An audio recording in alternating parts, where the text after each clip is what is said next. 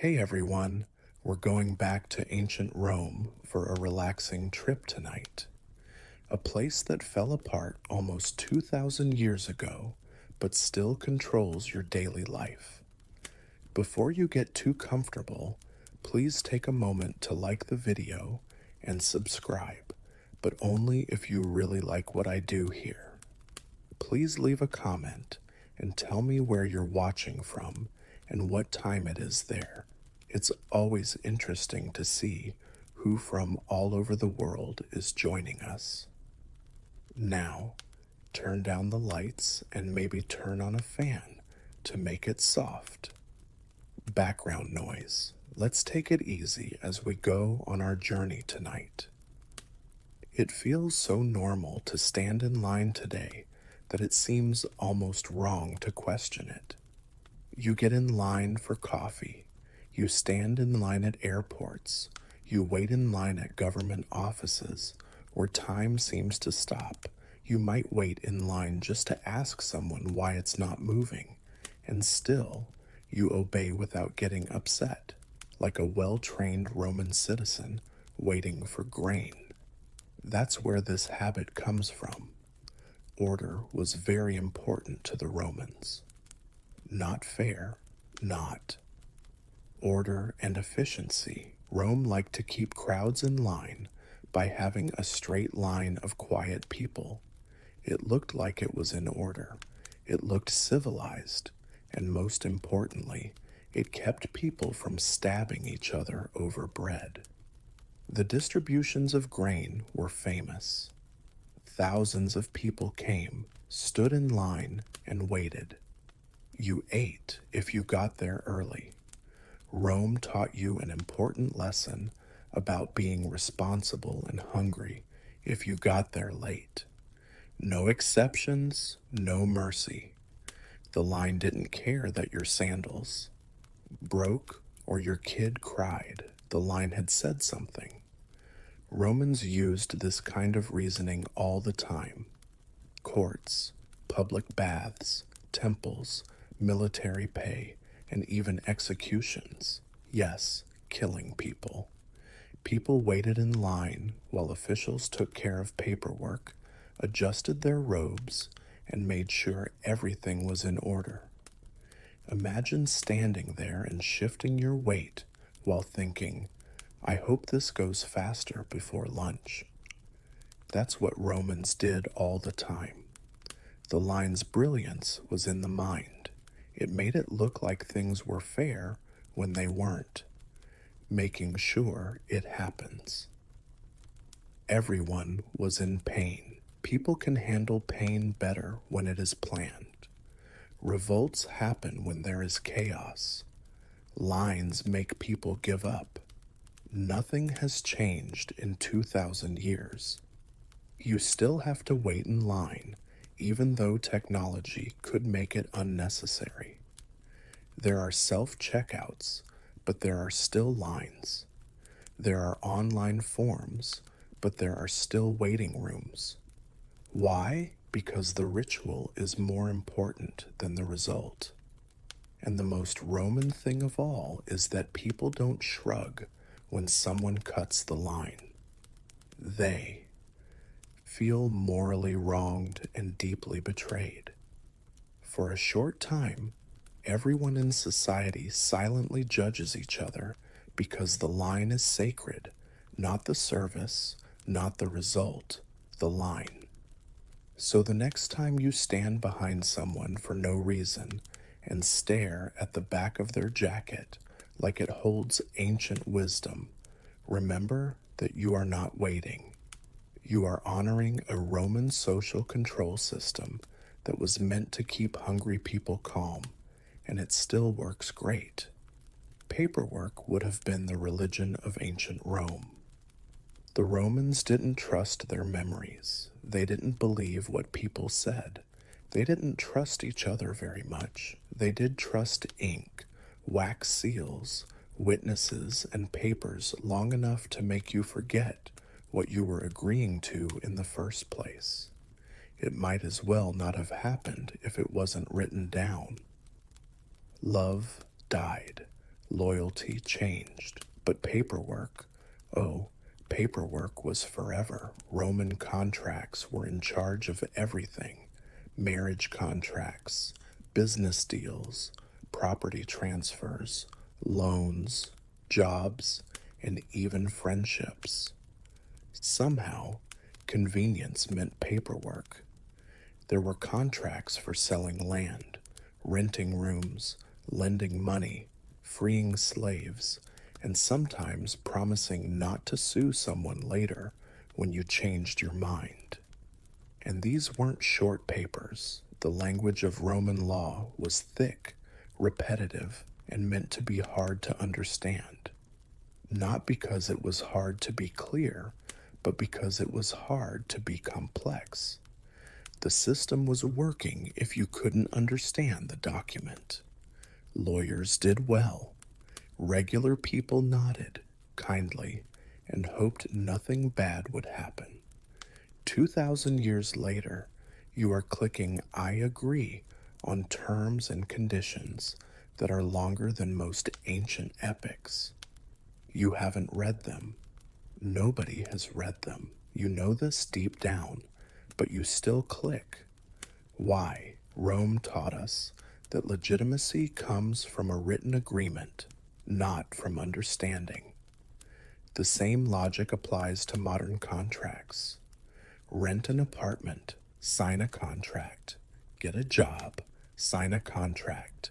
Cancel a subscription or sign a surprise contract. Even taking out borrowing a ladder from a neighbor seems like it should need at least 2 signatures and a witness named Marcus, because the Romans were so obsessed with written proof. They lived in a world where protection was more important than trust. The document was more important than the intent if something went wrong. That belief stayed strong. Today, it ended arguments, friendships, and sometimes even whole court cases. And the most Roman part of all is that society treats contracts as sacred, even when they clearly favor one side. You agreed that the document is real, so no matter how silly it is, the result is fair. Congratulations on signing something you don't really understand every time. You are taking part in a Roman tradition that is meant to protect systems, not people. You don't agree, you are giving in. Bureaucracy wasn't just invented in ancient Rome, it made it perfect, gave it a name, and then made sure it could never be taken away. There were so many layers of government in the Roman Empire that even the people in charge sometimes forgot why they were there. And if that sounds familiar, good for you. The system worked. Rome loved having offices, offices to run provinces, offices that run other offices, offices whose only job was to make sure that another office had filled out the right forms 3 times. Being efficient was up to you. It was necessary to follow the procedure. You didn't just ask for something to be done in Rome, you asked. After that, you waited. After that, someone looked over your request. After that, someone looked over the review. Then someone made the decision. There was no seal on the paperwork. Then you began again. Rome knew that being in charge isn't the only thing that matters. It's about putting things off. Bureaucracy made it harder to find a solution to the problem. And distance, Rome found, keeps anger from turning into action. People are too tired to revolt when they are busy filling out forms, following rules, and going to offices. You might be angry, but at least you're busy. This system got around to a lot of places. Taxes, lawsuits, military logistics, and requests for citizenship. It all went through layers of officials whose power came not from fixing problems, but from dealing with them. It was a shame that nothing got fixed, but the system worked perfectly. In modern life, the inheritance is painfully clear. You fill out forms, you wait, you call one department, and they send you to another department that tells you you should have called the first one. No one is bad, no one is helpful, everyone is following the rules. And the most Roman part of, no one is responsible for anything. In the Roman government, responsibility faded away as it went up. Each official did what they were supposed to do. No one was to blame if the outcome was bad. It was the way it worked. The same goes for modern bureaucracy. There is no way to solve problems. They are taken care of. The brilliance of Roman bureaucracy lay not in its ability to organize an empire. It taught people to think that being inefficient was normal. Waiting became a normal part of life. Frustration became a part of the background. It was no use to complain. So, the next time you spend an afternoon doing nothing while following the rules, remember this. Keep in mind that you are not failing. You are following a Roman custom that was meant to keep systems running and people tired, and once again, it is doing exactly what it was meant to do. People in ancient Rome loved titles the same way people today love job descriptions that sound important but don't say much. Senator, consul, praetor, and tribune. Each title came with robes, rights, and an unspoken agreement that what this person said should be taken seriously, even though no one really knew why. In Roman society, titles were more than just names. They were quick ways to get things done. You didn't have to show that you were competent if you had the right title. The title itself was the proof. If a man was called consul, it was clear that he knew what he was doing. Or at least Rome said they would act like he did. This way of thinking fixed a big problem for the empire. Rome had millions of people living in huge areas, needed power right away. Titles made it easy for people to do what they were told. You didn't fight with a title, you put it off. The reasoning was simple. Hierarchy saves time. We never questioned this logic after 2,000 years. We just changed the words. Manager, director, senior advisor, executive officer, and lead consultant. Titles that get respect right away, even if the job description is unclear at best. We nod, write down what we hear, and assume everyone knows what they're doing. Not because we have. We should do it because the title says so, not because we've seen results.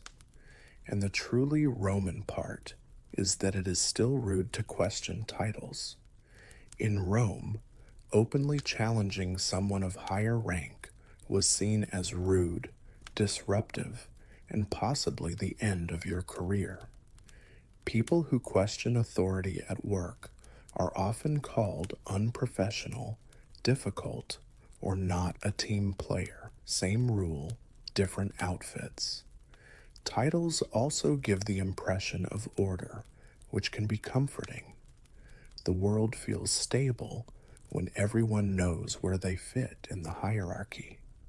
Even if the people in charge are making things up as they go along, Rome knew that people would rather have clear rules than freedom that isn't always clear. This system had problems, of course. There are many incompetent officials, corrupt governors, and titled men in Roman history who made terrible choices with confidence. But the system itself lived on because once people agree that titles equal power, the system doesn't have to work anymore. It just needs to look official. So the next time you feel like you have to respect someone just because, you are not being polite if their email signature is longer than a short poem. You are taking part in a Roman custom that tries to replace judgment with hierarchy. And just like Rome, we are still pretending it makes sense. People in ancient Rome didn't think that clothes were about comfort, usefulness, or showing off their personality. Clothes were about status. What you wore told everyone exactly where you fit in society, and, even more importantly, where you didn't fit in. It was not optional to follow dress codes. They were laws that everyone had to follow. The the toga is the best example. It was heavy, hard to wear right, and not at all useful for everyday life, which is why it was important. Only men who were Roman citizens could wear it. People from other countries couldn't. Slaves definitely couldn't. Women wore clothes that were completely different. The toga was less of a piece of clothing and more of a sign that said, I have legal rights. If you wore the wrong clothes in the wrong place, you could get fined, made fun of, or quietly taken away by someone in charge. And not much patience. It was clear what the message was. You didn't belong if you didn't look right.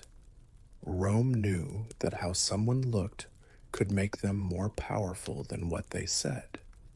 We still do this 2,000 years later, but the clothes fit better and there is less draping. There isn't much logic behind modern dress codes. You have to dress professionally, which usually means wearing shoes that hurt, clothes that are too tight, and colors that don't say anything about who you are.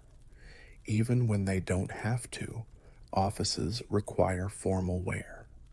The job requires you to sit still and type. Courtrooms require certain clothing, not because it affects justice, but because it looks serious and the Roman logic still holds. Dressing appropriately shows that you care about the system. Wearing the wrong clothes can make you look like you're trying to be rebellious, incompetent, or have bad character, none of which have anything to do with how good you are at something. The rules are so vague that it makes it even more Roman. Rome also never wrote down exactly how to wear a toga the right way. It was just expected that you would know. Dress in style. The same goes for codes. If you break them by accident, everyone suddenly remembers the rules very well. People keep the system going by making sure that everyone follows it. No guards are needed, just side eyes, whispers, and passive aggressive comments about what to wear. So every time you wear something you don't like, because you have to, remember that you are not being professional. You are following a Roman custom that shows hierarchy, obedience, and belonging without saying a word. Rome would be proud. Rome, from long ago, had a strong belief in one sacred principle. The system is always right. People, circumstances, and reality itself are all capable of failure. But the system is not touchable. The system wasn't broken if something went wrong.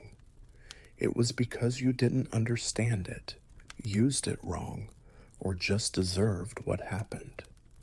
This belief helped a lot when it came to running an empire. Roman law was hard to understand, strict, and often unfair. It took a long time for appeals. Mistakes happened a lot. There was a lot of injustice, but people were always questioning the system. It was dangerous by itself. You could make complaints about people. You could ask officials for help. You could write letters of request. You couldn't say that the structure might be wrong. That went from being annoying to being rebellious. We somehow got this way of thinking from our parents. Today, when a system fails you, when paperwork goes missing, and when deadlines don't match up, even if the rules or procedures don't make sense, the expectation is still the same. Be polite about it. You might be angry, but you shouldn't show it too much. Makes you the issue. That's just how the process works, is still one of the most Roman sentences ever said. This rule is great because it quickly shifts responsibility. It is not unfair if the system denies you something. It follows a process. That is unfortunate but technically correct if it hurts you. Rome would have said that the best kind of correct is technically correct. Romans taught their people how to deal with failure. If a form was turned down, you filled it out again. Out again. You accepted a decision even if it didn't make sense. You could keep going. Resistance was not. This made people obedient and made them blame themselves instead of the systems. Modern systems work in the same way. You follow instructions that don't make sense. You do things again that you've already done. You tell 5 different people about your problem, but they can't help you. And finally, you are told that the outcome is final, not because it's right, but because it's the law, and the most. In the Roman part, you should be thankful for the chance to take part. So, the next time a system wastes your time, energy, or patience, remember that you are not unlucky. You are following a Roman custom that was meant to keep systems from being held accountable, and it hasn't lost yet. People in ancient Rome loved to be efficient, and nothing worked better to change someone's behavior than making them feel embarrassed. You didn't scold people in private if you wanted them to follow the rules, pay their taxes, or stop doing something that was bothering you. You made them look bad in front of everyone, with excitement, preferably in front of a lot of people who have something to say. Roman trials were not private events. They were shows. People said the accusations out loud. People could see the punishments. People remembered their mistakes. Justice did not make people feel ashamed. It was the law. The goal was never just to punish the person. I wanted everyone who was watching to think that I really didn't want to be that person. This worked perfectly. Rome knew that fear goes away, but shame stays. You can get through Okay, you can get better after being punished, but being called incompetent, immoral, or untrustworthy in public sticks. That changes behavior for good. And we never seem to stop doing this. People in today's world say they care about privacy, empathy, and growth. But the urge to shame is still there. We still think that showing mistakes in public will help. Instead of a forum, we now have social media. We don't have stone steps anymore. We have comment sections. We don't have magistrates anymore. We have strangers with usernames and very strong opinions. The structure is the same. Someone breaks a rule. Their mistake gets worse. People start to gather. Judgment spreads more quickly than understanding.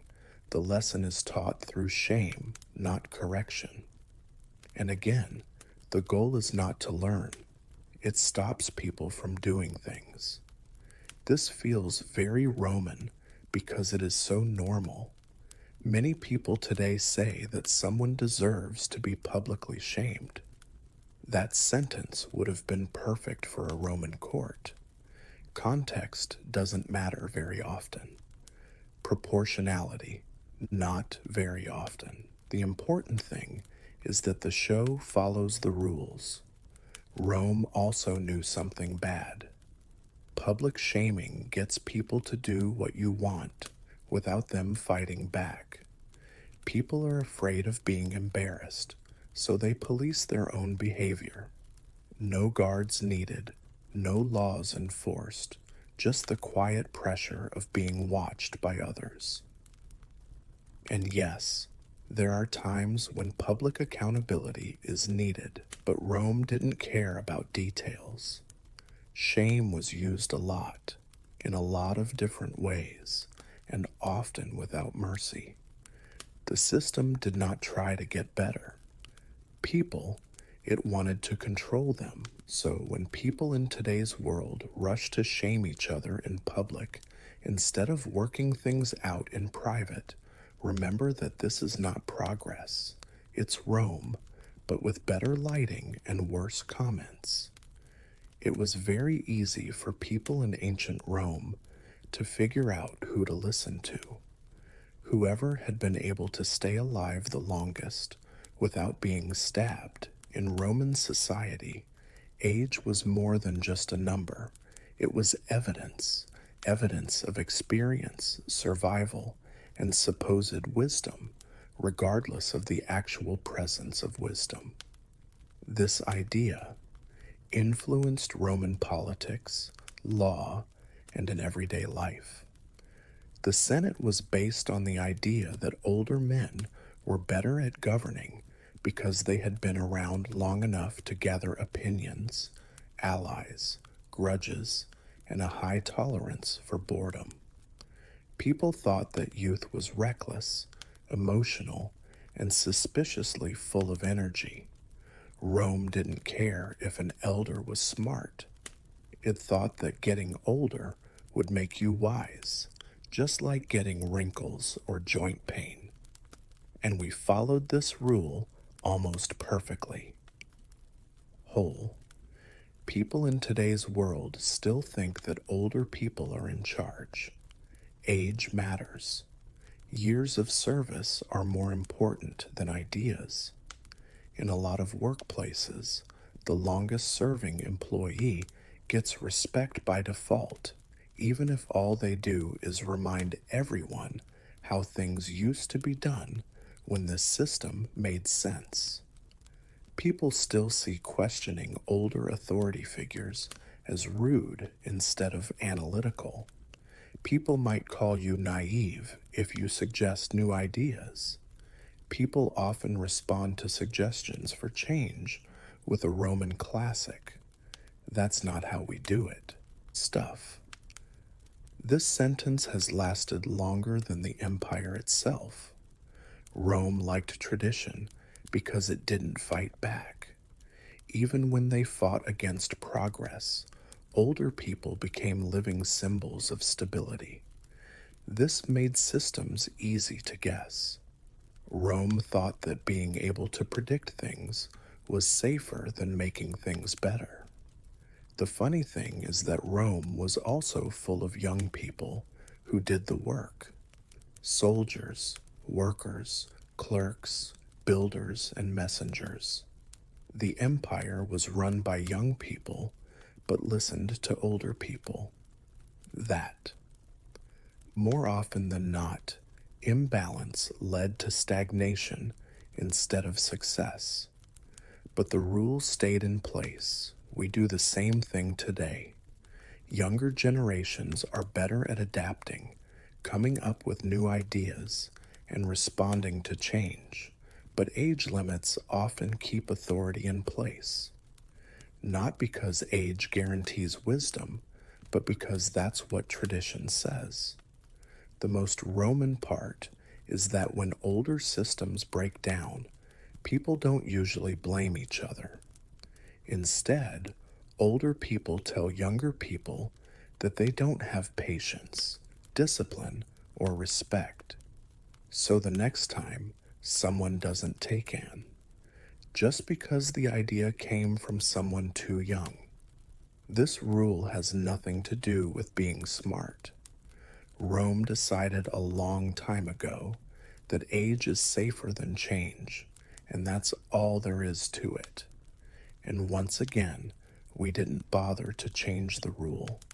The people of ancient Rome thought that laws were holy. Sadly, they also thought that laws should be written in a way that made regular people feel a little sick when they read them. Roman legal language was hard to understand, formal, repetitive, and meant to scare people. This was not a mistake. Confusion was a good thing, not a bad thing. Elites wrote Roman laws for elites, and professionals who had spent years learning how to untangle sentences that wouldn't end read them. Congratulations if you understood the law. You were strong. If you didn't, good job. You were fine. Most Romans didn't read legal texts. They listened to them read aloud, nodded politely, and hoped for the best. The complexity made people dependent. If the law was hard to, you needed experts to understand. The system stayed firmly in control if you needed experts. And once again, we kept this tradition alive with great care. It still sounds like modern legal language was written by someone who was trying to make things unclear. Sentences go on for whole paragraphs. There are layers of formal language that cover up simple ideas. Words that no one uses in everyday life suddenly show up and want to be respected. Be honest with yourself. Have you ever read a legal document and felt better afterward? Or did you finish it with a vague sense of dread and the thought that you might have agreed to something you can't change? This is Roman law doing what it was meant to do. The law is complicated, which gives it power. People think a document is correct if it looks serious enough. It feels dangerous to question it. It feels wrong to argue against it. Rome knew that being clear leads to debate, but being unclear leads to compliance. The most Roman part is how people protect this system. When someone says they don't get A, when someone gets a legal document, they don't usually feel sorry for them. The usual response is, "You should have read it more carefully," as if the problem is with the design, not the writing. Even lawyers agree with this in private. First and foremost, legal language protects institutions. That idea hasn't changed in 2,000 years. So, when you have trouble understanding a document that seems to be trying to make it hard for you to understand, remember that you are not stupid. You are taking part in a Roman tradition that is meant to remind you that power speaks in a language that you shouldn't question. And for some reason, we still call this progress. People in ancient Rome liked big buildings, not because they were always useful or efficient, but because they were impressive, overwhelming, and a little scary. Rome knew something important about power. If a building makes you feel small, the place inside it is important. Carouses, basilas, temples, and forums were all huge on purpose. There were high ceilings, columns that went on forever, and stone all over the place. You were supposed to walk. You should have thought, "I should behave myself here," as soon as you walked in. Architecture was not decoration, it was about psychology. Before anyone said anything, the space in a Roman government building made you remember who was in charge. The size alone showed who was in charge. You didn't fight loudly in these places. You weren't sure of yourself. You waited quietly and hoped your business would be done quickly. And once again, we did a great job of copying this rule. Modern government buildings still put more value on size than comfort. Wide steps, tall facades, echoing halls, and furniture that feels a little rough on your back. The same logic applies to corporate headquarters. Glass towers, lobbies that seem to go on forever, and security desks that look like bureaucratic altars. None of this is by chance. Big buildings mean that things will last. They imply power that will last longer than you. People are less likely to question something that looks old, strong, and unmovable. Rome knew that stone made authority seem more real. What makes this very Roman is how often these spaces are uncomfortable. Waiting rooms are cold. Offices seem far away. The seating feels like it will be there for a while. You shouldn't get too comfortable. You should feel like a guest in someone else's space. And it works. In big spaces, people act differently. They talk more quietly. They move slowly. They agree with decisions they might not agree with in other places. Rome made architecture a silent enforcer, and we still let it do that today. It's funny that a lot of these buildings have systems that could work just fine in smaller, more welcoming spaces. But being friendly doesn't make people obey. It does. So, the next time you walk into a huge government building and feel tense for no reason, remember that this feeling is not random. It is a Roman custom that makes people feel like they have to obey, and it has been working for more than 2,000 years. People in ancient Rome thought that work was more than just a way to stay alive. It was a statement of morals. Being busy was a good thing. It was strange to rest too much. In Roman times, being idle was not the same as relaxing. It was a sign that you might start having bad thoughts. This idea made perfect sense for an empire that was built on war, farming, and free labor. People in Rome needed to move around, make things, follow schedules, and stay tired enough not to question the system. Work kept people busy and useful. Rest gave people time to think, and thinking often turned into criticism. So Romans always praised hard work and did it loudly. Philosophers wrote about responsibility. Politicians praised work. People were expected to keep busy with work, duties, and responsibilities every day. People were allowed to have fun, but only in certain ways, like taking baths, playing games, and going to festivals that were well organized and acceptable to others. People really didn't like the idea of doing nothing, but somehow it stuck around. People still think of work as a way to show how valuable they are.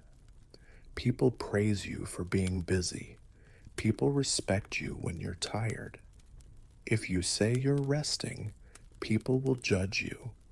People brag about working long hours, the way Romans used to brag about serving in the military. Virtue has been replaced by productivity, but the moral weight is still the same. The guilt is the most Roman part. You often feel like you should be working when you're not. even when you don't have anything important to do, and even when resting would clearly make you healthier. That quiet discomfort is Rome whispering to you over the years that your worth is based on what you do. Rome didn't come up with hard work, but it did come up with the idea that working all the time makes you a better person. And once people start to police themselves when society agrees with that belief, no need for an overseer or chains, just pressure from within. The funny thing is that Rome itself relied on a lot of free time for the rich. Senators talked about philosophy. Rich people like to have long dinners and long vacations. Everyone else, on the other hand, felt the moral obligation to keep working. The rule was strong, but it didn't always apply. The same thing happens in modern society. You can rest, but only after you've worked hard and earned it. Only when necessary.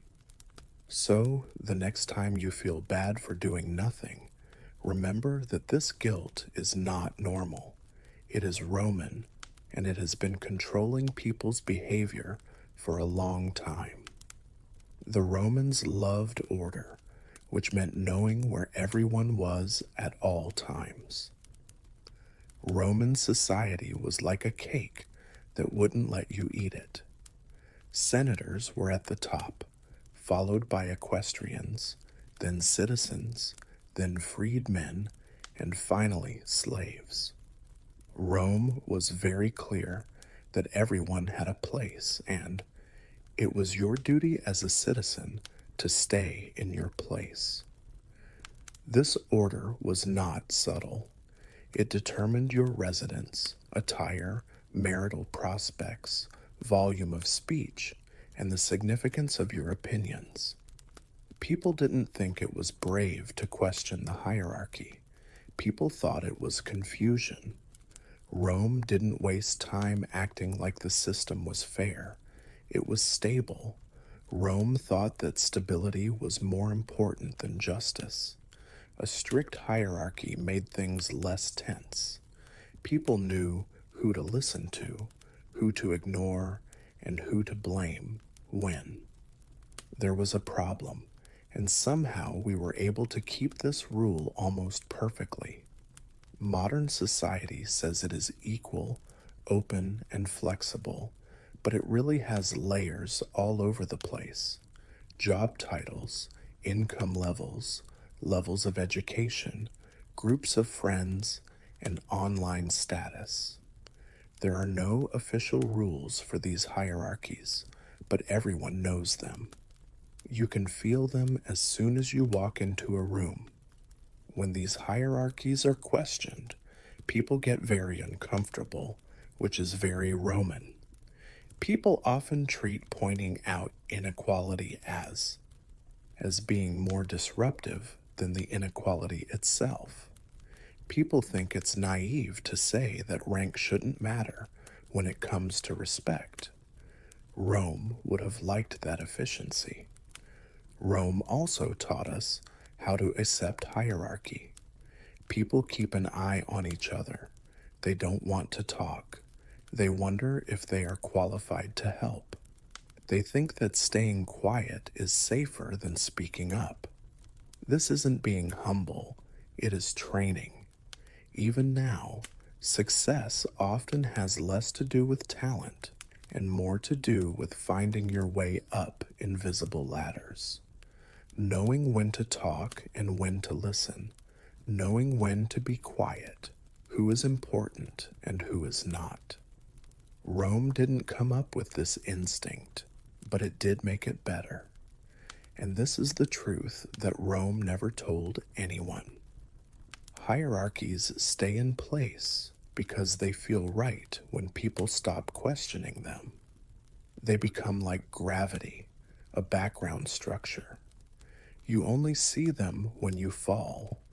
So the next time you think you shouldn't speak up, question a rule, or challenge a decision, Remember that your hesitation didn't come from logic.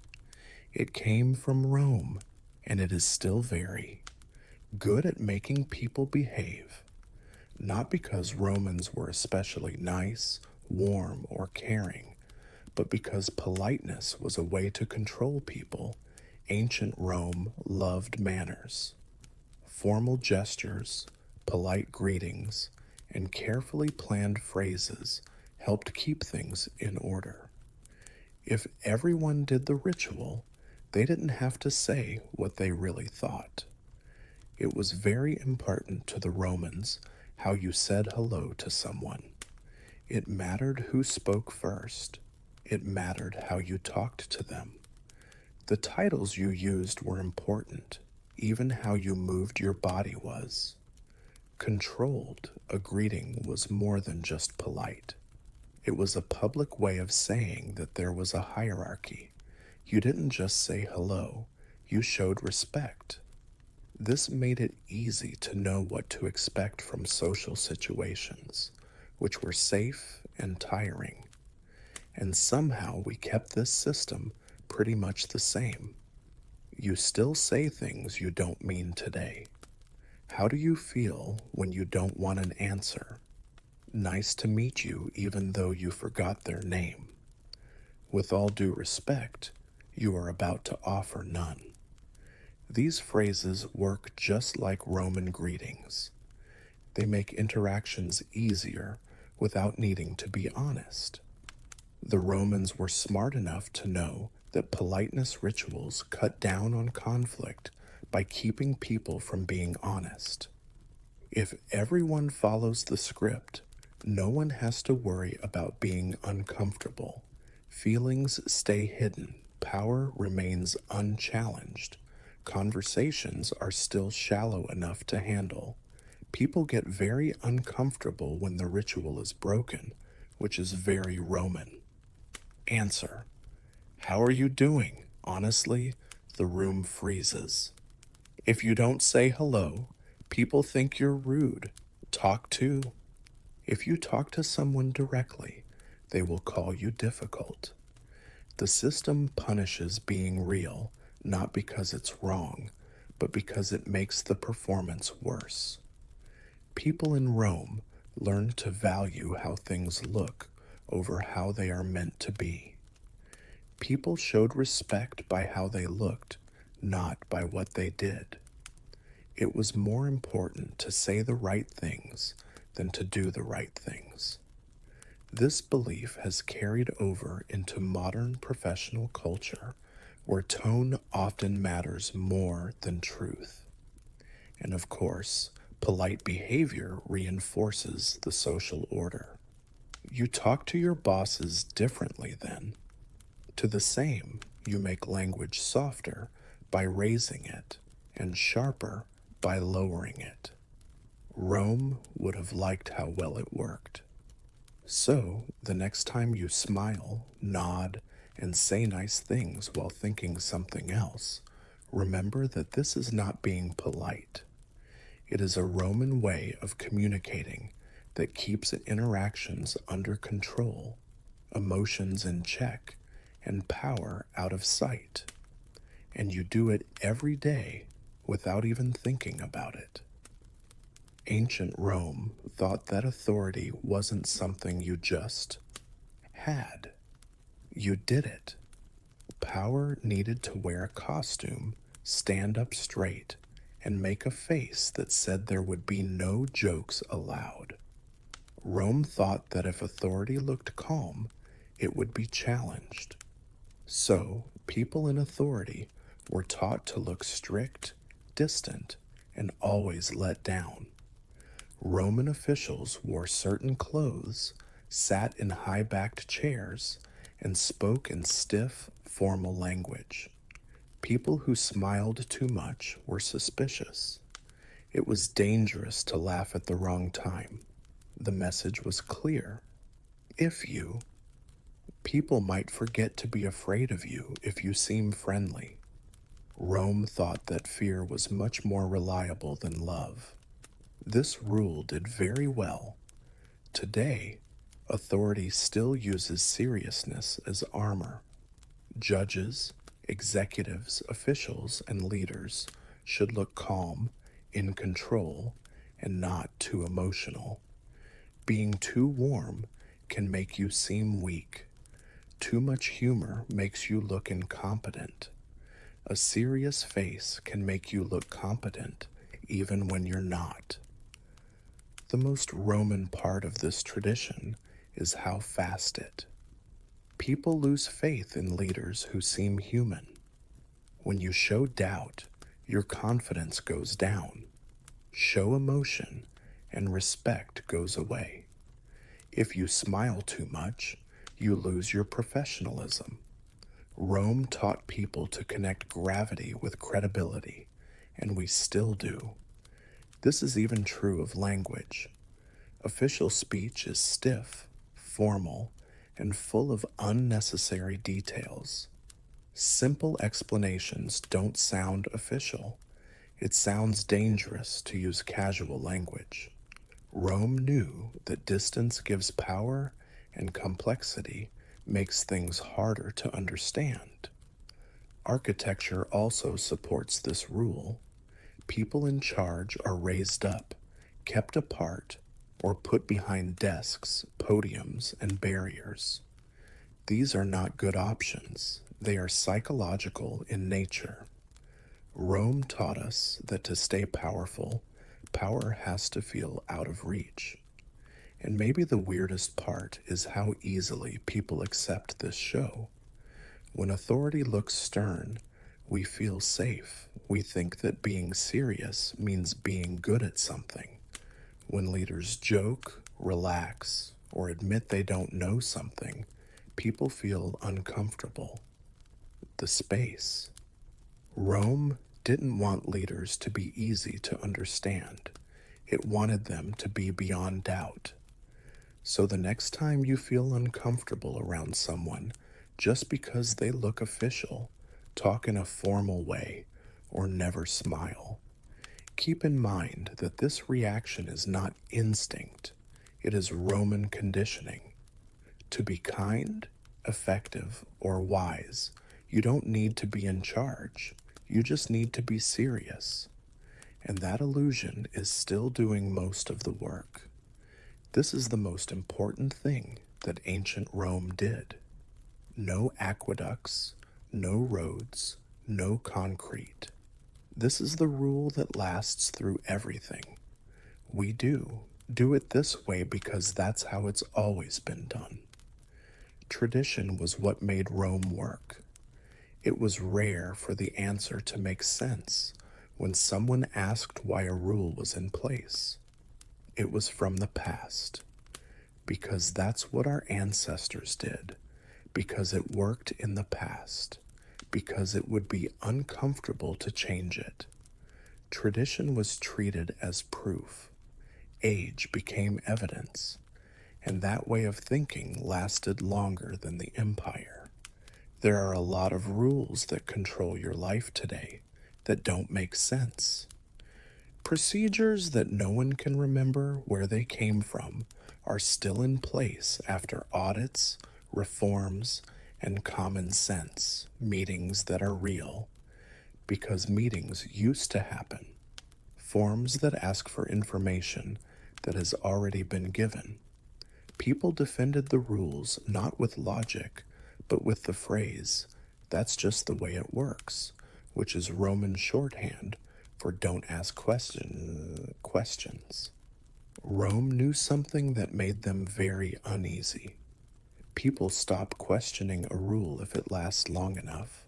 They stop asking who gains. They stop thinking of other options. Tradition fades away, and rules that aren't visible are the strongest. This is why systems often seem old, even when they are new.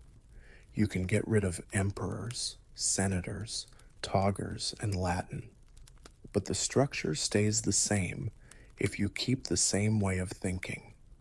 People don't do what they're told because they have to. They do it because it feels wrong to do something else. The way resistance is framed is the most Roman part. People who question tradition are called disruptive, unrealistic, or hard to deal with. Rome liked things to stay the same. Silence was necessary for stability. Change brought about disorder. Rome thought that chaos was worse than being inefficient. So rules build up, one on top of the other. No one takes them out because no one remembers putting them in. Over time, systems become museums of old logic that still work long after their original purpose is gone. But people still follow them without question, quietly and automatically. That is what Rome really left behind, not ruling by force, but by habit. So, if you follow a rule you can't explain, do something that doesn't make sense, or accept a custom just because everyone else does, remember that you're not being practical. You are taking part in a Roman tradition is so strong that it doesn't need to be explained anymore. And tradition smiles somewhere in the ruins of the Forum because it won again. Nefertiti doesn't come into history as a child or a princess in training. She comes in as a fully formed person who is already powerful, visible, and amazing. Her beginnings are almost completely unknown, unlike those of most members of Egypt's royal line. There are no carvings of childhood scenes on the walls of the temple. There is no clear genealogy that shows her bloodline going back through noble families. She suddenly appears in the record, like a person coming out of the heat of the desert. This has historians arguing about where she came from and who she really was before she became queen. Her name is the first hint and the first mystery. The name Nefertiti means the beautiful one has come, a phrase that sounds more like an announcement than a name.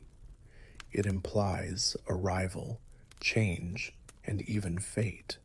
Some historians think she was born in another country, maybe in the Mitanni kingdom to the north, and sent to Egypt as part of a diplomatic marriage. Some people say she was Egyptian, maybe related to powerful court officials, and grew up close enough to the throne to know its customs, words, and threats. No theory has ever been shown to be true without a doubt. What makes this silence so powerful is how quickly it goes away. As soon as Nefertiti shows up next to Akhenaten, the future pharaoh, she is everywhere. She is not a decorative consort or a background wife. From the earliest reliefs, she stands tall, the same height as the king, and takes part in ceremonies. Only pharaohs were allowed to do this.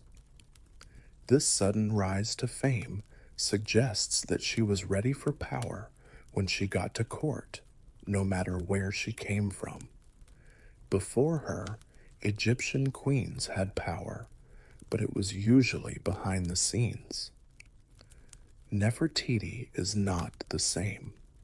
She is known, seen, and honored. Artists carve her likeness over and over, paying close attention to every detail: high cheekbones, a graceful neck, and eyes that are calm and hard to read. In her case, beauty is not being soft. It is power that has been given a human form. The lack of her early. Life has only made her legend stronger. Nefertiti becomes timeless and almost symbolic because she doesn't have a childhood to hold her down.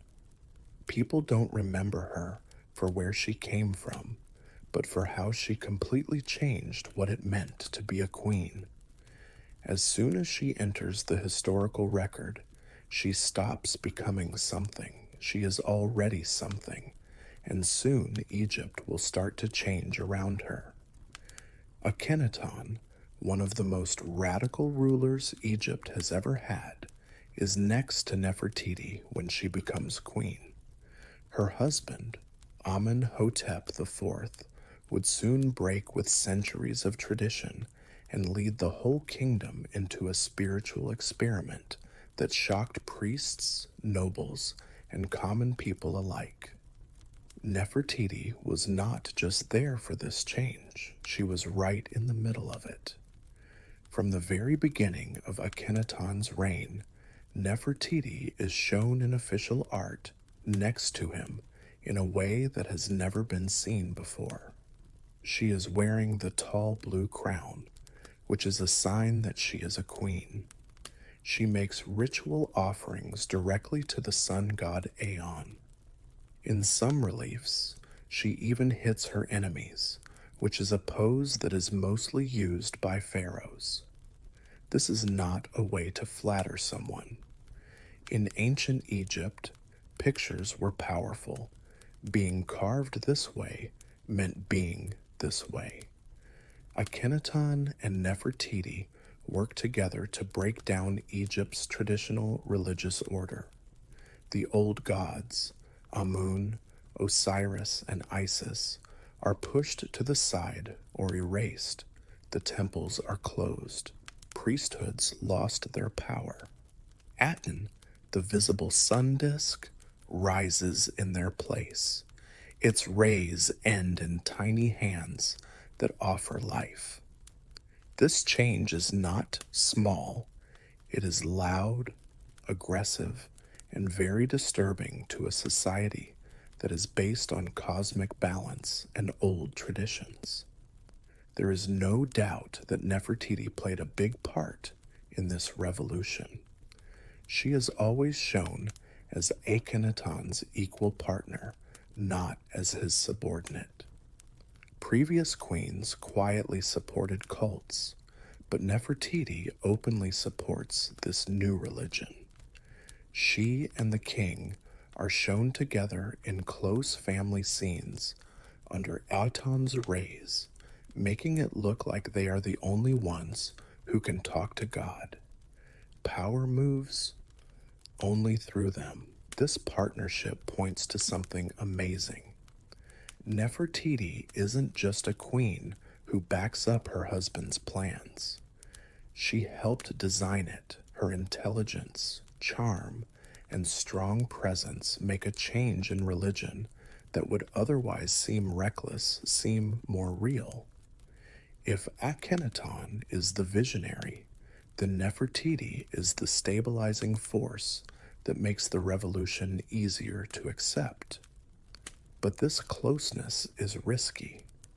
Nefertiti ties her fate to Akhenaton's heresy by making her identity so closely tied to it.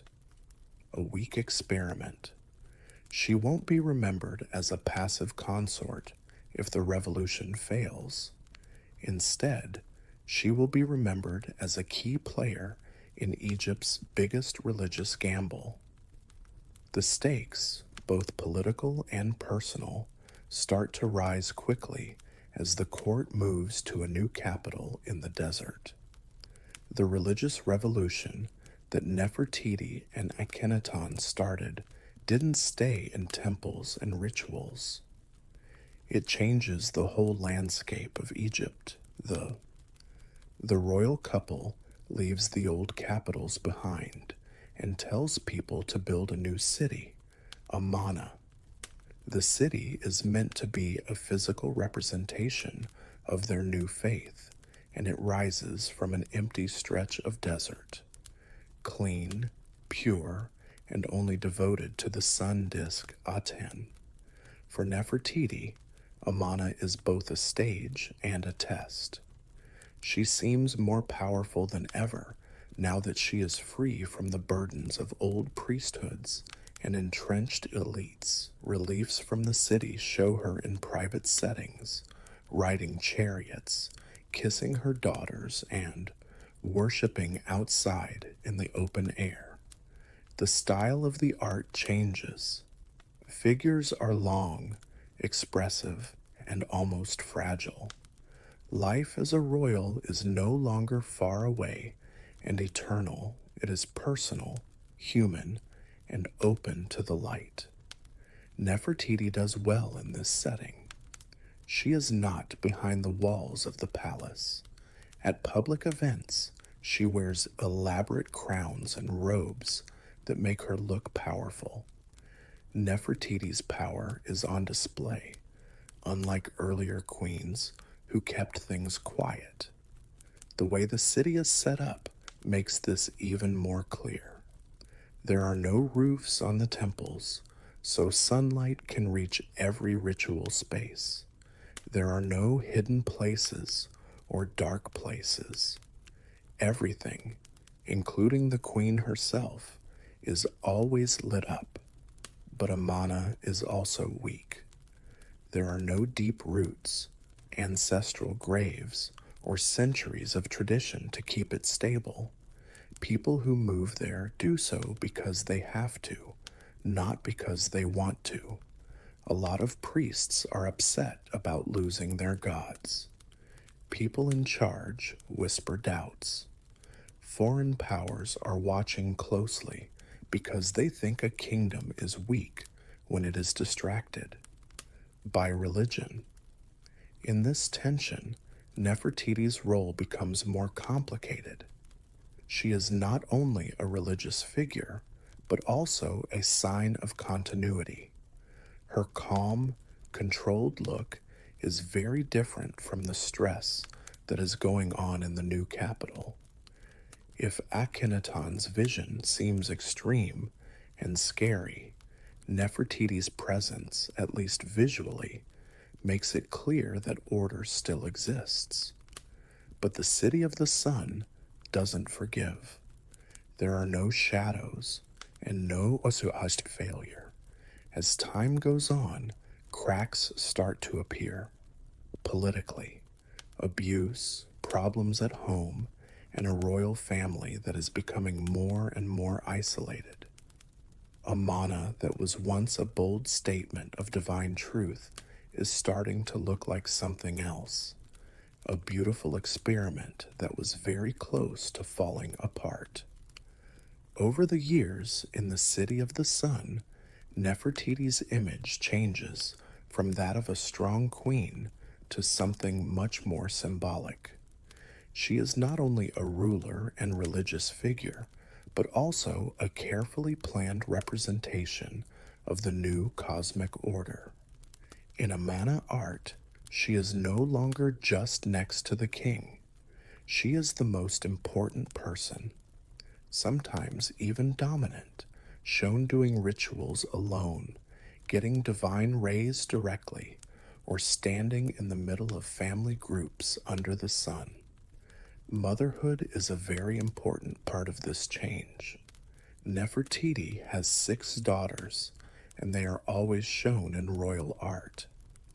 The family is shown together in many ways, including touching, laughing, crying, and praying. This closeness is new in Egyptian royal art, which usually focused on distance and eternal perfection. Nefertiti is not a distant goddess here. She looks like a person, but she's also higher up. Her ability to have children, her devotion, and her calmness all come together to send a single message. She is living proof that a ten's order brings peace and life. At the same time, her physical presence becomes more and more perfect. Artists make her face look almost perfect by getting rid of age, tiredness, and doubt. The famous bust made during this time perfectly captures this duality. It is calm and perfect, but also unsettlingly calm. It's not a picture of a woman at rest. It's a picture of an icon that has been carefully shaped for all time. Nefertiti's beauty is no longer hers. It has to do with politics. This rise comes with a high price. Being shown as a living channel of divine order means giving up the safety of being anonymous. If the new religion fails, or Egypt has bad luck, it will directly affect her. As crops fail and Egypt loses control of land in other countries, rumors start to spread. The sun god promises balance and wealth, but things seem to be getting more and more unstable. Grief also leaves its mark inside the palace. 1. One of Nefertiti's daughters dies young, and this is shown in raw emotional reliefs. The royal couple is shown crying openly, their bodies bent in sadness as they stand in different rays. It is uncommon to acknowledge that even divine rulers experience loss. At this point, Nefertiti is in a dangerous place between being a woman and a symbol. She is supposed to calm a nervous kingdom, show that she is favored by the gods, and stay perfect, all while the ground beneath her world starts to crumble. The more like God she looks, the less. There is little room for error, and Egypt is quietly but steadily losing its patience. Then, out of nowhere, Nefertiti starts to disappear. Her name and picture suddenly disappear from the historical record after years of being in the public eye. Reliefs that used to celebrate her presence are now quiet. Inscriptions that carefully listed her titles stop mentioning her at all. This disappearance is shocking and very upsetting for a woman who was at the center of Egypt's religious and political life. For a long time, scholars have argued about what this silence means. One option is death. Many people in Amana got sick, and some members of the royal family died young. It would be strange, but not impossible, for Nefertiti to die suddenly and not have a big funeral or official mourning, since the time was already unstable. But no tomb, mummy, or clearer inscription has ever been definitely linked to her. Another theory that is much more interesting is that Nefertiti didn't die at all, but changed. Some evidence suggests that she may have changed her name late in Akhenaton's reign and ruled with him, or even briefly as a pharaoh under a different name. This would explain why she disappeared as queen and why a new ruler suddenly appeared, whose identity is still frustratingly unclear. If this is true, it means that Nefertiti didn't lose her power. Instead, she rose above the role she had already changed. There is also a more sinister possibility. As the Aten experiment failed, someone had to take the blame. Somewhere, the extreme religion upset Egypt's balance, hurt its standing in the world, and made powerful priesthoods angry. It is possible that Nefertiti was purposely erased because she was the most visible symbol of this revolution. In ancient Egypt, being taken off the records was a worse punishment than death. Being forgotten meant being destroyed in the afterlife. The lack of certainty is what makes this chapter so scary. There is no drama or explanation for Nefertiti's exit from history. She becomes quiet, leaving behind pieces, half-finished reliefs, and questions that have no answers. This erasure is very strange for a culture that values permanence. Nefertiti's disappearance is a turning point, whether she died, ruled in secret, or was taken away on purpose.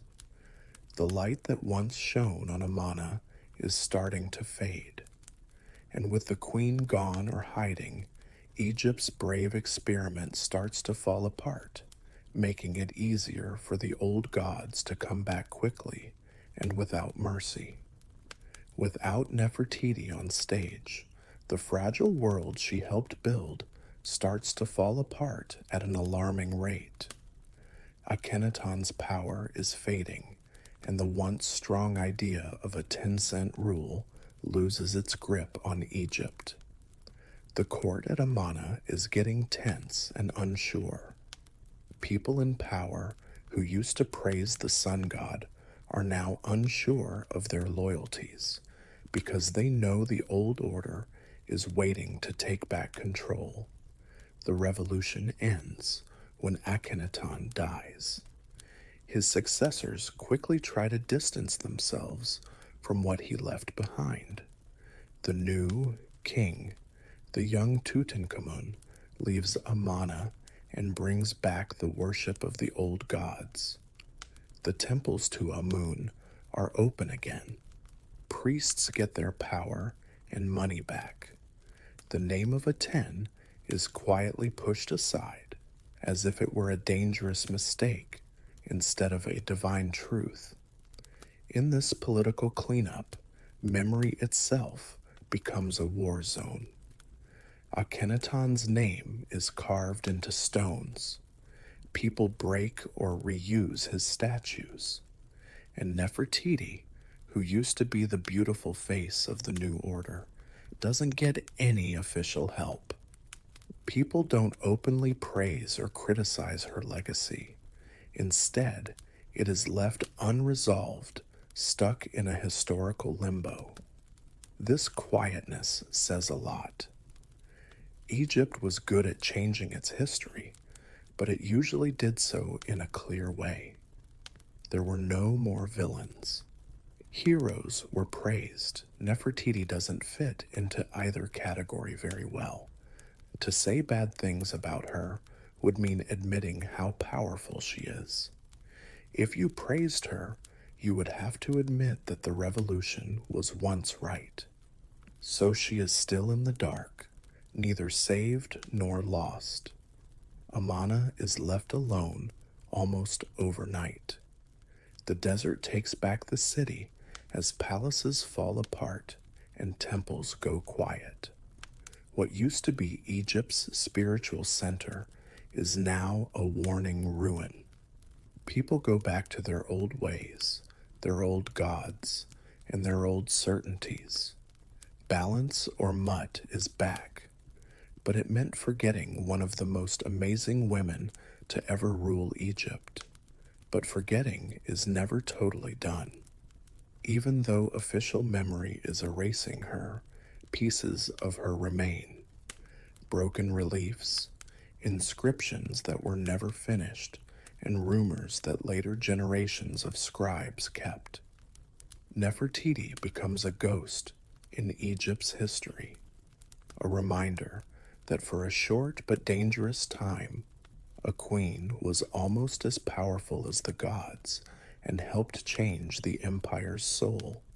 She is still important, even though she is not there after the revolution. It makes it worse, if anything. Only someone very powerful could leave things like this, so carefully and quietly. Dynasties come and go, but Nefertiti stays buried in silence for centuries, until her picture comes back with amazing strength. Many forgotten queens are brought back to life by grand inscriptions or heroic stories, but she is brought back to life by a single object, a sculpted face so beautiful that it changes her legacy overnight. Her name will be forgotten long before her image, which is still there, calm and impossibly modern.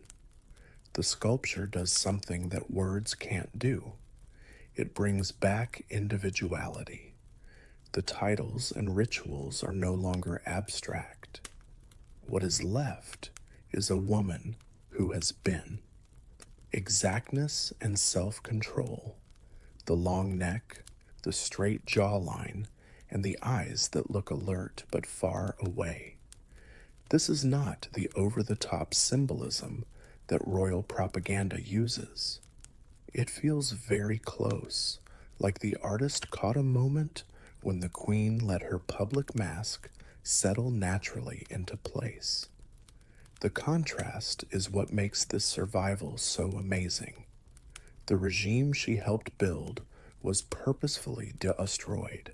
Its leaders were erased, its monuments were broken, and its theology was condemned.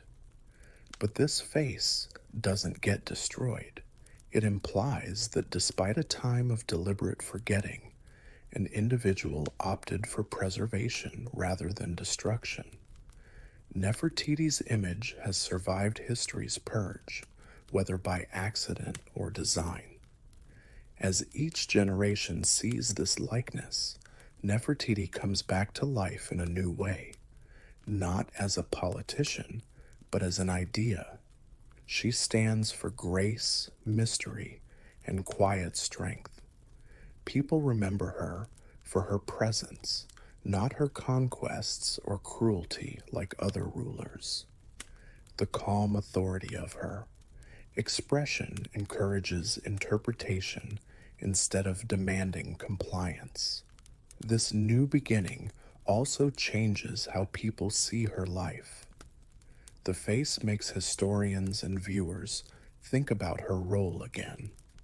A woman who could inspire such fine art could not have been a passive participant in history. The statue suggests that the person is smart, in charge, and aware of themselves, traits that match her unusual rise to power during one of Egypt's most troubled times. The thing that once put her in danger is now keeping her safe. Visibility now keeps her safe. The revolution she helped lead fails, but her legacy lives on. Empires fall apart, gods are replaced, and cities turn to dust. But Nefertiti's face stays quietly defiant, refusing to be forgotten. In the end, she gets what every Egyptian ruler wanted, but few got. A kind of immortality that is not affected by politics, not through monuments or prayers, but through recognition, again, by eyes that are thousands of years apart.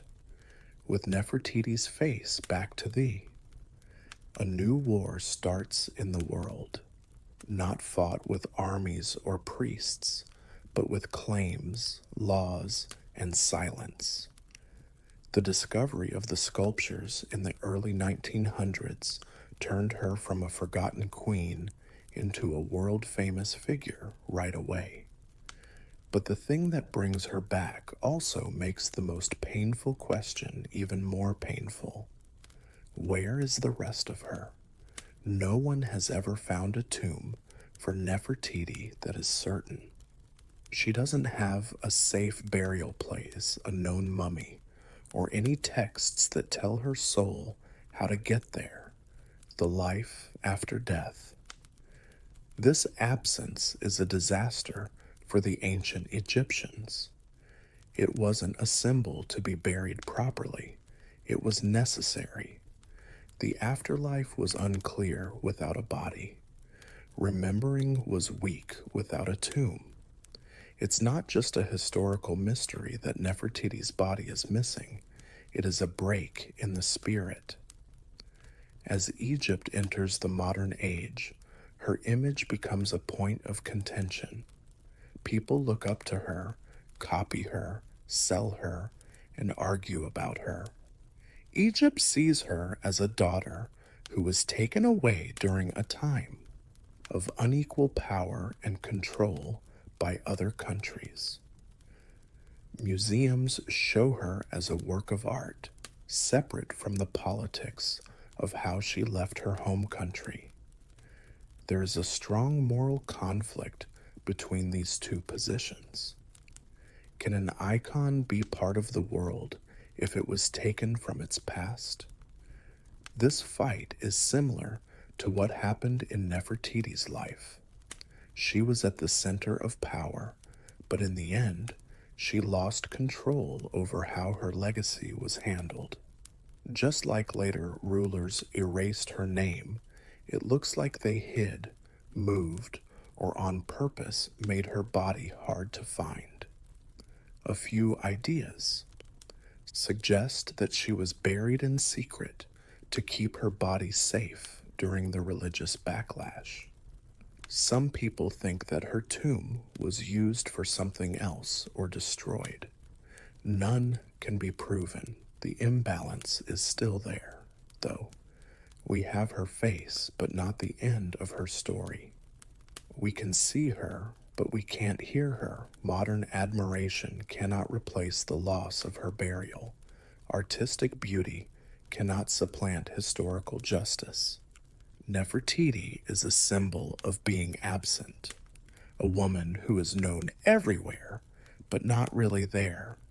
Her story that isn't finished still makes us uncomfortable because it reminds us that history is often shaped by what is missing and by who gets to choose what is kept, displayed, or returned. In this way, the mystery of Nefertiti never really goes away. It just moves from one group to another, from ancient priests to modern curators, from royal erasure to global debate. Still not solved, still not settled. Nefertiti's life doesn't end with certainty, but with resonance. Unlike rulers, whose deaths shape their legacy, she is still stuck between being there and not being there, having power and losing it. This ending that isn't finished is what makes her strong. History often remembers endings better than beginnings, but for Nefertiti, it's the missing last chapter that keeps her alive. She lived at a rare place where beauty, power, and ideas came together. She changed the way power looked as queen. During one of Egypt's most dangerous experiments, she was almost as powerful as a pharaoh. As a sign, she lived longer than the gods she served and the system she helped build. Her name may have disappeared from inscriptions, but her legacy lived on in the ruins of Amarna and in the memory of a revolution that Egypt tried hard to forget. Nefertiti was not only influential, she was also never safely put into a box. She was not just a wife, mother, saint, or villain. She played all of these parts at once and then went beyond them. Later, leaders could take her name away, but they couldn't fill the hole she left behind. Her quietness gives her strength in its own way. She is broken up into pieces in modern times. A face with no body, a reign that never ends, and a queen with no grave. Every piece invites projection.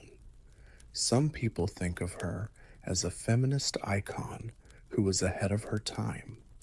To some, a political ally in religious extremism. Many people see her as a mystery that has come to life. None of these interpretations fully encompass her, and that is her ultimate victory. The ancient Egyptians thought it was true. Remembering brought immortality. Names said out loud, pictures kept, and stories told again. In that sense, Nefertiti has done better than any other ruler of her time. People remember her not because history told her story, but because it didn't. Her legacy is not a dynasty or a monument. It is a question that won't go away. What happened to her? Why did they get rid of her? How much power did she really have? Every generation asks again, which keeps her alive. Nefertiti isn't just from the past, she is present in the stress that comes from knowing something and not knowing something else, and she will stay as long as that tension lasts. It is beautiful, unfinished, and always there.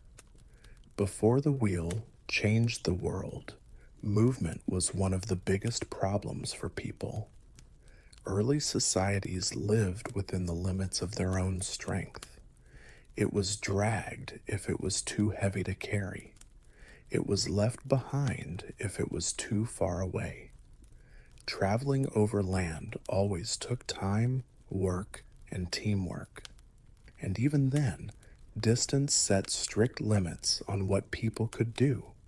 Heavy materials like stone blocks, wood, and grain stores were always a problem. People used sledges pulled across dirt, sand, or mud to move them. Sometimes they used water or animal fat to make it easier to slide.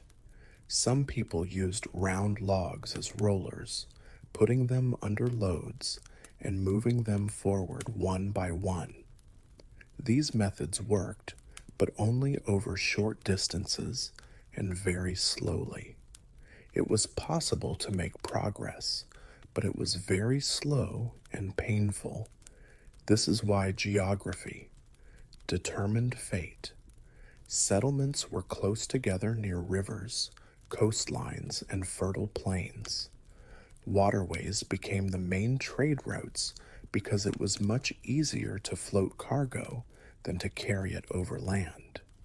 Boats moved things that carts couldn't yet move. Rivers were the basis for whole economies, while travel inland was still hard and limited.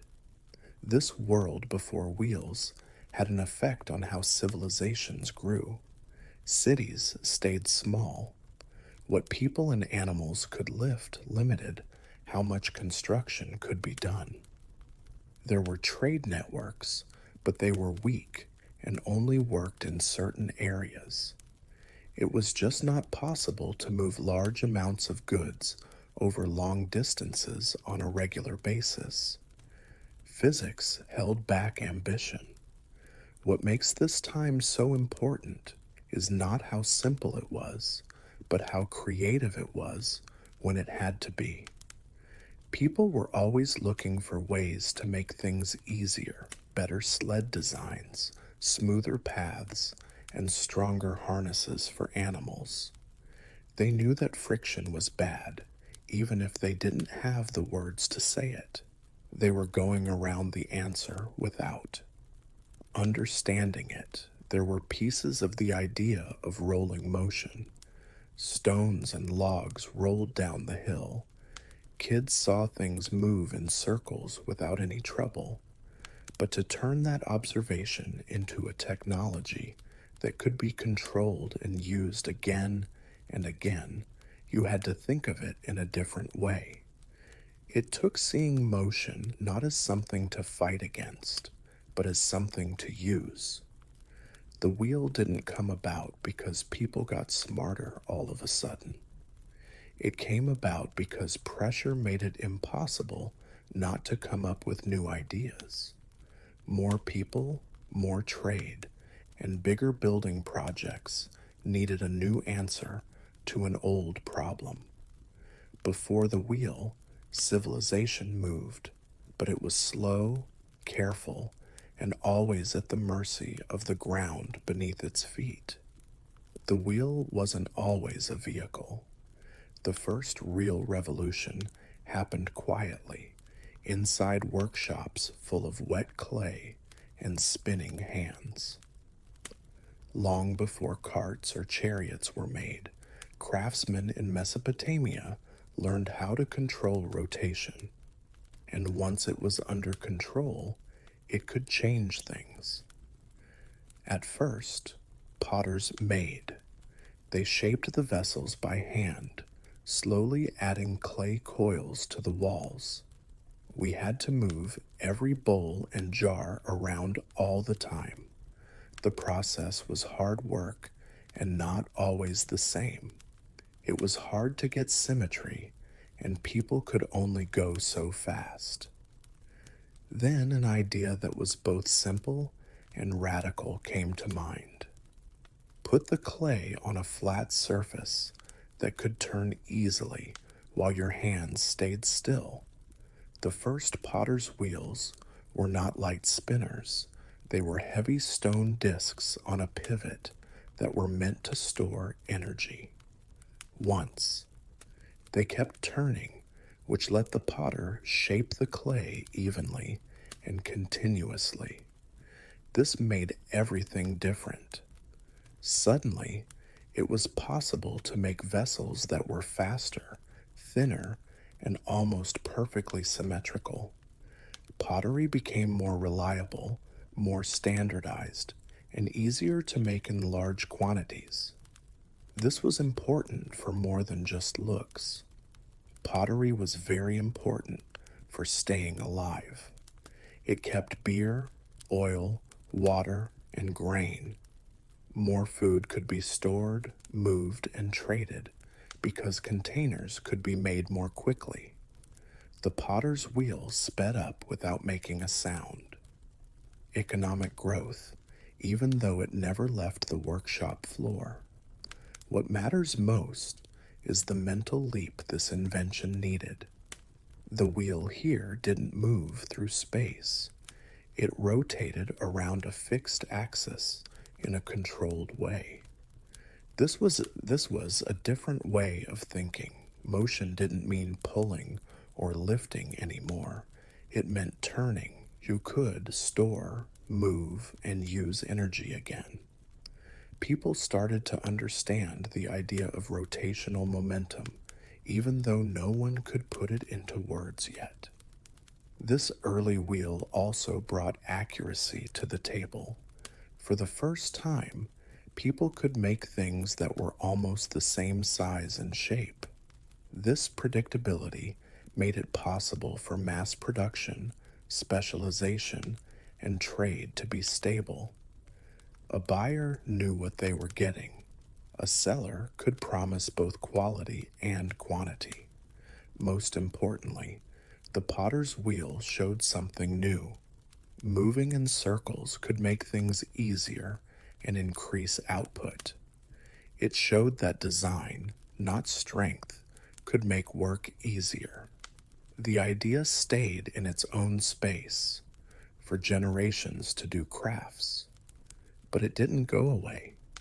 It didn't take long for people to ask a much more dangerous question once they figured out that rotation could make things easier.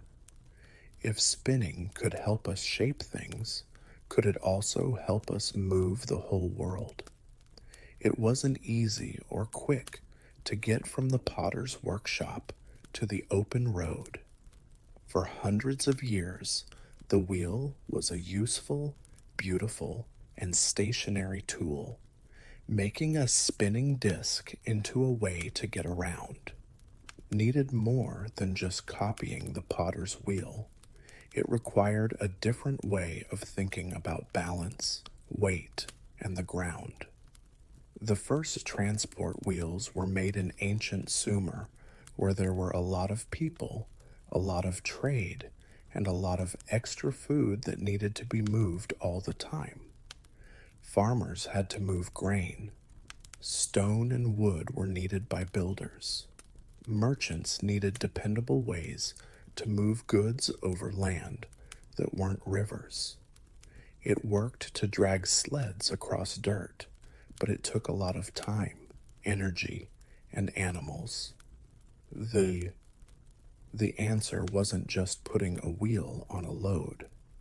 Engineers in the past had to deal with many problems at once. Wheels had to be strong enough to hold weight without breaking. The axles had to turn smoothly while holding up heavy carts. The whole structure had to stay stable on ground that wasn't level. These changes were not small. They were big steps forward. The first transport wheels were solid discs cut from thick wooden planks and attached directly to an axle. This made them strong but heavy. The carts moved slowly and creaked under their own weight, but the difference was huge. Animals could now pull loads that used to take dozens of people. Distance was no longer a problem. Roads, which used to be an afterthought, became important. This moment starts a quiet revolution. Land travel starts to compete with rivers for the first time. The number of trade routes grows.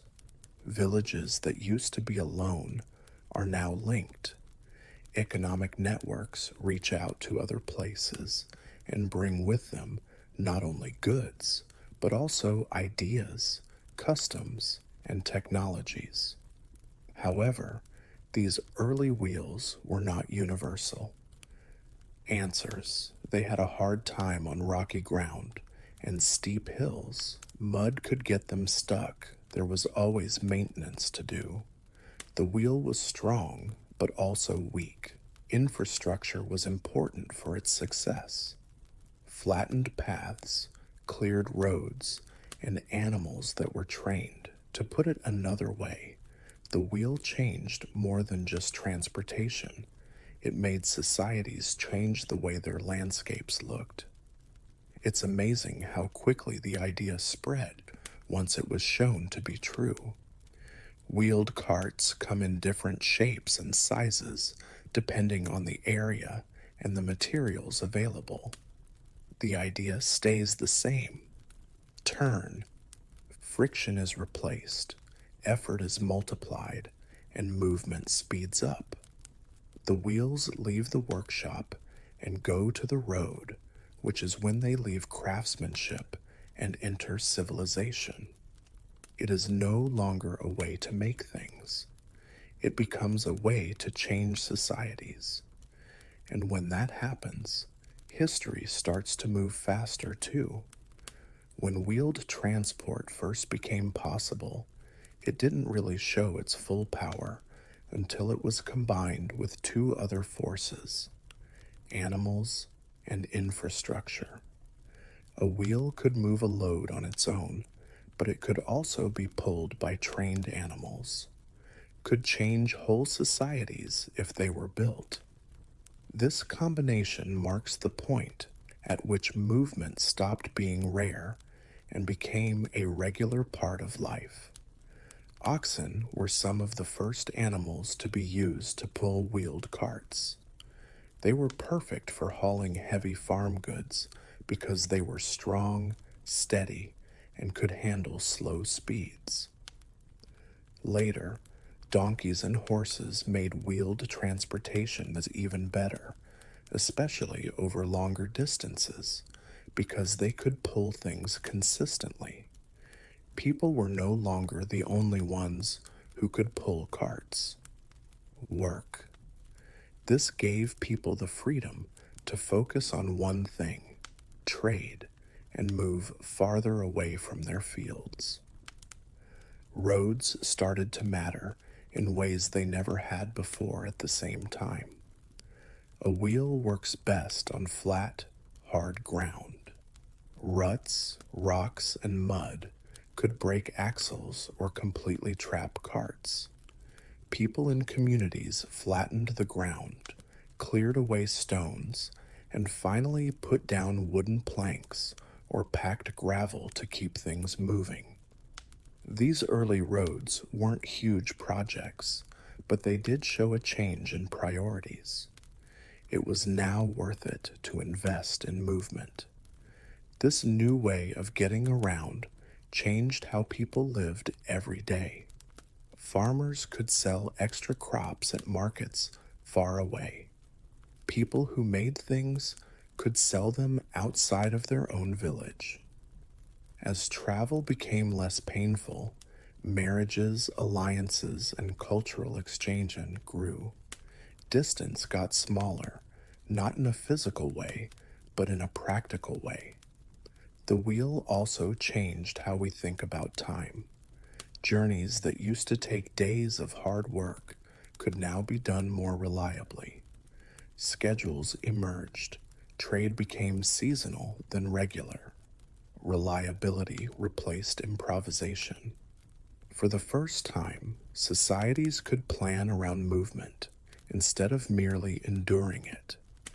Yet, this acceleration came with consequences. Roads concentrated traffic, making certain settlements wealthy while bypassing others.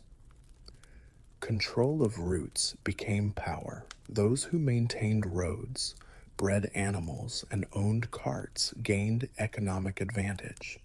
Mobility, once rare, became stratified. The wheel did not create inequality, but it amplified it.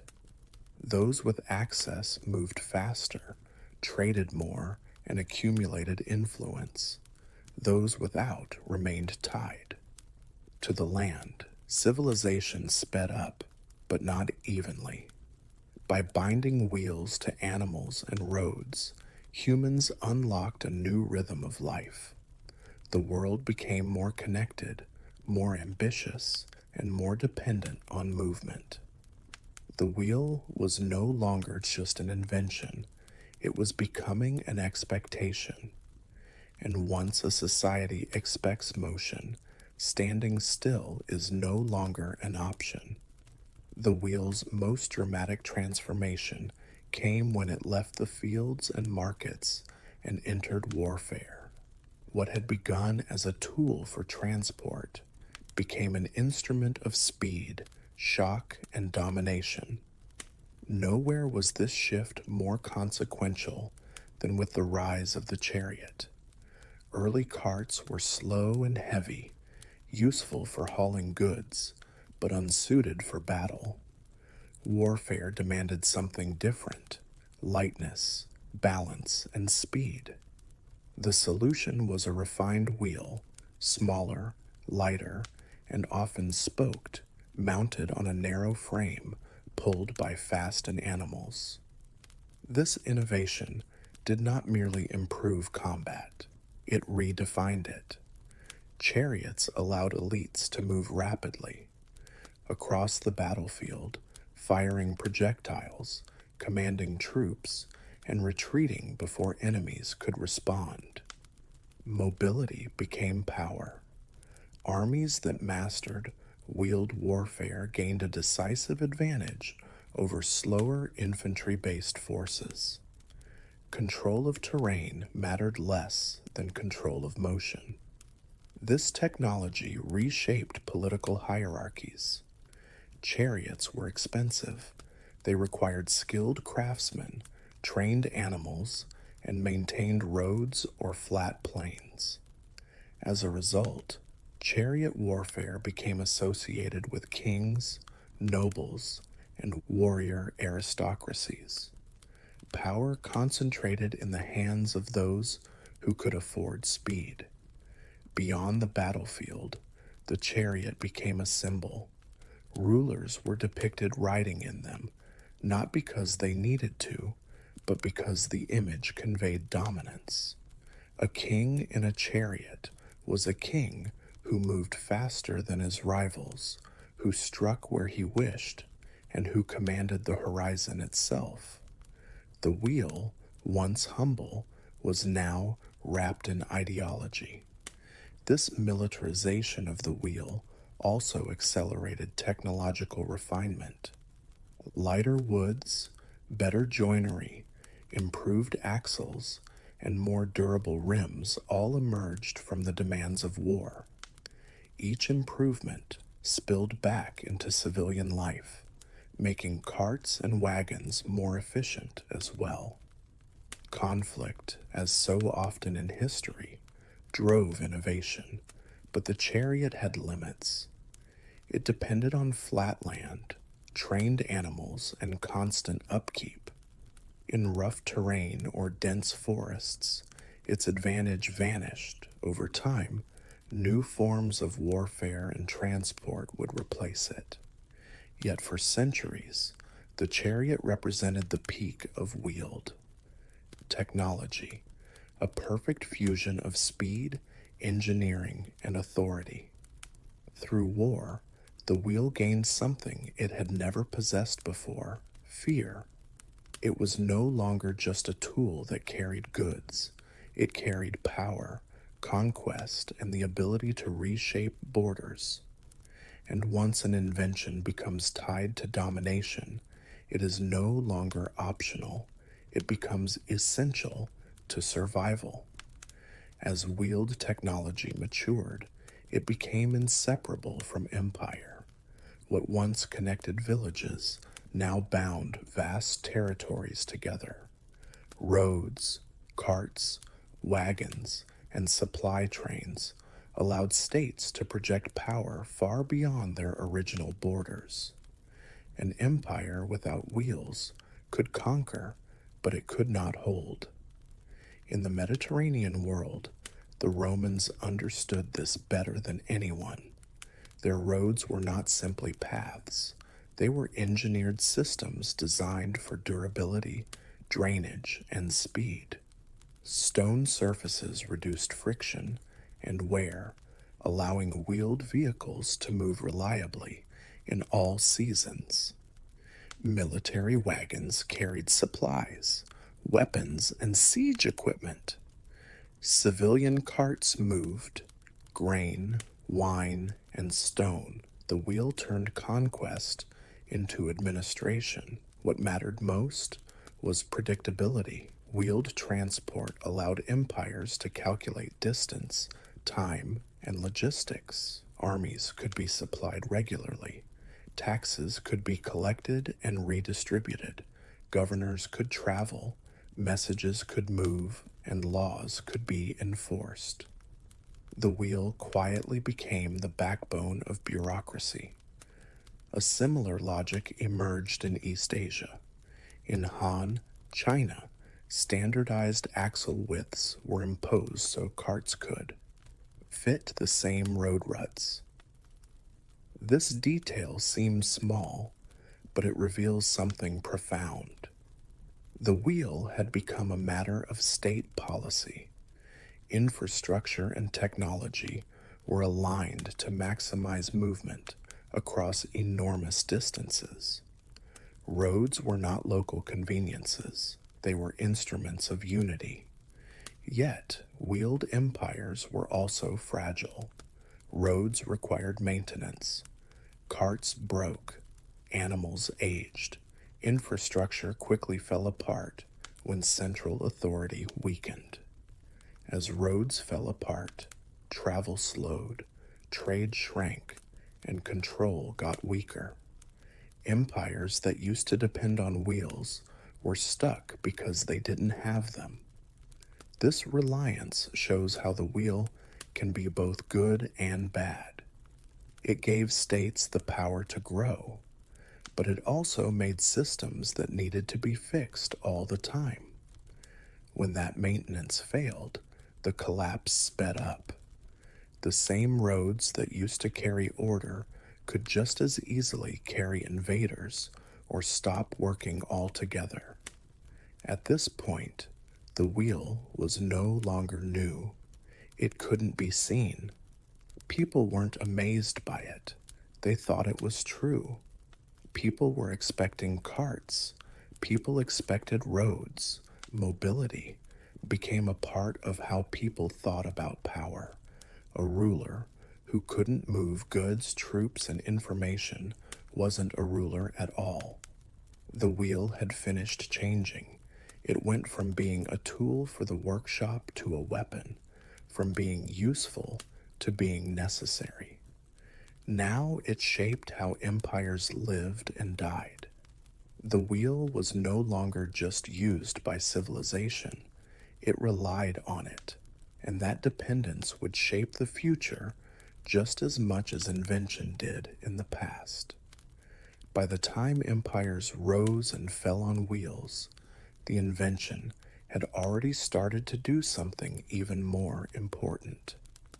It, distance that fell apart. What used to take weeks of work to bring cultures together now only took days. The wheel did more than just move things.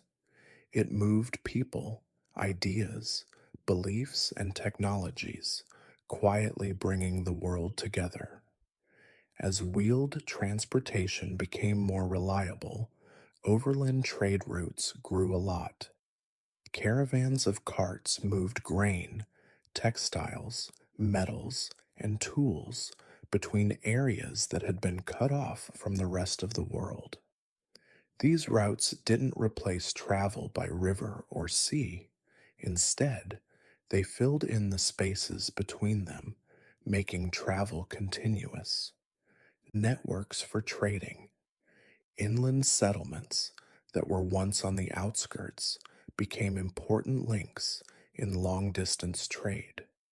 The vast commercial roads that later became known as the Silk Road are the best examples of this. Wheeled transport moved huge amounts of goods at the regional level, feeding into and out of these long routes. Camels and pack animals were also important. Wheels brought silk to the depot, grain to the caravan hubs, and goods made by people to the ports. Trade became more structured and layered.